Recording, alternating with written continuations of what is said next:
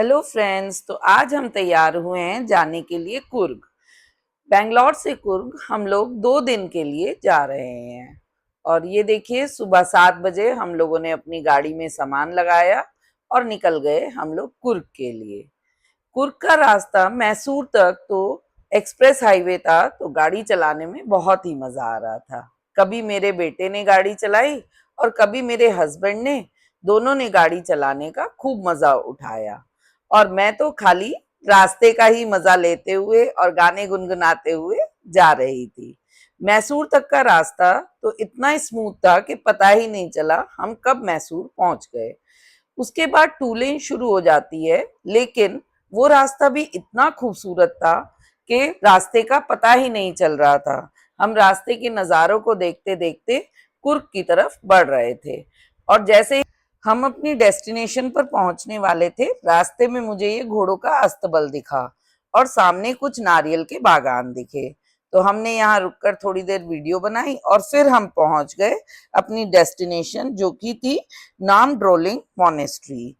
ये यहाँ पर 1963 में तिब्बती बौद्ध शरणार्थियों द्वारा स्थापित किया गया था।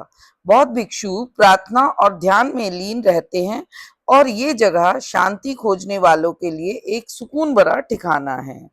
आसपास हरियाली, पहाड़ और शुद्ध हवा इसे एकदम खास बना देती है।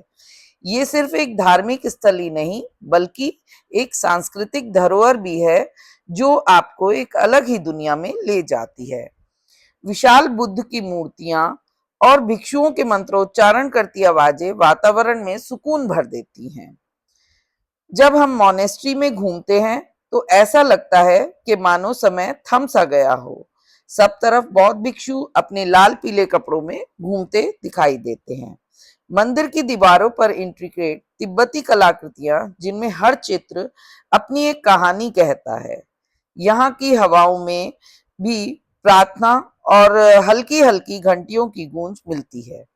हर कोना आपको एक नई अनुभूति देता है, मानो आप किसी दूसरी ही दुनिया में आ गए हो, जहाँ शांति, आध्यात्म और प्रकृति एक साथ रहती है। यहाँ पर ये अलग अलग हॉल बने हुए थे, जिसमें कहीं पर भिक्षु अपनी प्रार्थना कर रहे थे और कुछ हॉल खोल दिए गए थे विजिटर्स के लिए। तो यहाँ पर हम घूमते हुए पहुंच गए मेन हॉल में। मेन हॉल अपनी कलाकृति के लिए इतना खूबसूरत लग रहा था, क्योंकि इस मंदिर की दीवारों पर इंट्रिकेट तिब्बती कलाकृतियां बहुत ही खूबसूरत लग रही थी। और जैसे ही आप हॉल में प्रवेश करते हैं, सामने ये 3 बुद्ध की बड़ी बड़ी मूर्तियां आपका ध्यान खींचती हैं। ये मूर्तियां इतनी बड़ी हैं और इतनी खूबसूरत हैं, सोने से जड़ी हुई ये मूर्तियां आपका ध्यान अपनी ओर खींचती हैं और आप यहाँ से नजरें ही नहीं हटा पाते हैं। ये छत पर बनी कलाकृतियां और भी खूबसूरत लग रही थी। तो हम तो यहाँ खड़े होकर इसकी सुंदरता में ही खो गए और फिर कुछ फोटो खिंचवाए हमने इनके साथ और हम चल दिए अपने होटल की ओर। तो ये था हमारा कुर्ग में पहला दिन।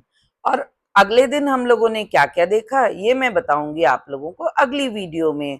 तो प्लीज मेरे वीडियो को लाइक करिए, मेरे चैनल को सब्सक्राइब करिए और मेरे अगले वीडियो को जरूर देखिएगा, क्योंकि मैं आप लोगों को ले चलूंगी कुर्ग। Bye bye.